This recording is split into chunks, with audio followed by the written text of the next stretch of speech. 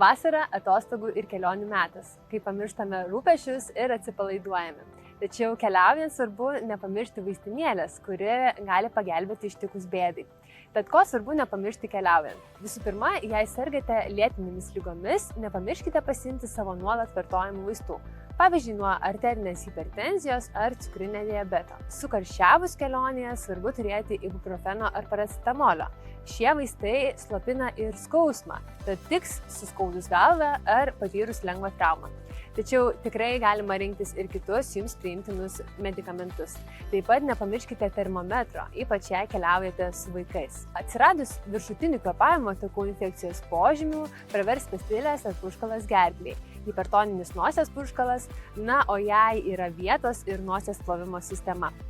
Taip pat kelionėse dažnai susiduriame su virškinimo sistemos sutrikimais, tad verta kelioninėje vaistinėlėje turėti diosmektito, geriau žinoma kaip smegta.